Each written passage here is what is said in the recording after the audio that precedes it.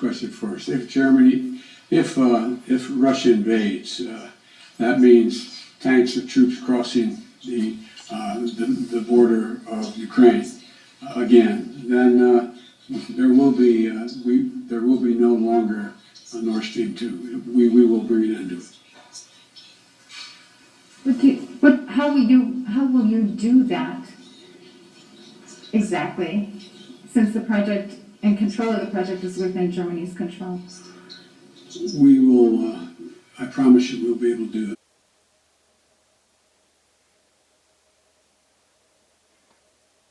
Nord Stream 2, we continue to have very strong and clear conversations with our German allies, and I want to be clear with you today.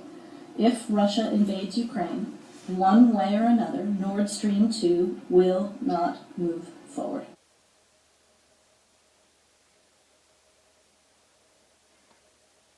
Well, the Europeans will run out of energy. Well, the Russians will run out of cash before the Europeans run out of energy.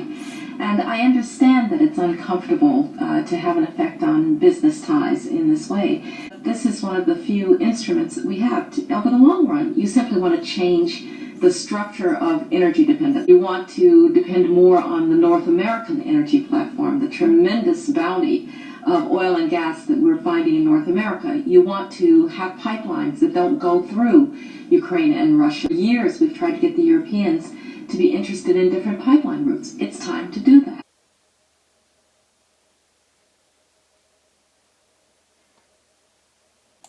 The one I spent 31 years in the military.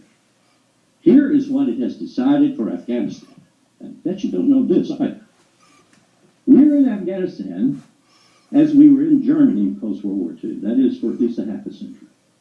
It has nothing to do with Kabul and state building, nothing to do with fighting the Taliban or proving that we can reconcile with the Taliban, and nothing to do with fighting any terrorist group, because it is the only hard power the United States has that sits proximate to the Central Base Road Initiative of China that runs across Central Asia.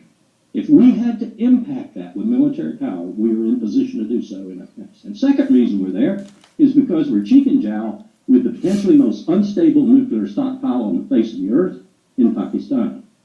We want to be able to leap on that stockpile and stabilize it if necessary. And the third reason we're there is because there are 20 million Uyghurs, and if the CIA has to mount an operation using those Uyghurs, as Erdogan has done in Turkey against Assad, there are 20,000 of them in Idlib in Syria right now, for example. That's why the Chinese might be deploying military forces to Syria in the very near future to take care of those Uyghurs that Erdogan invited in.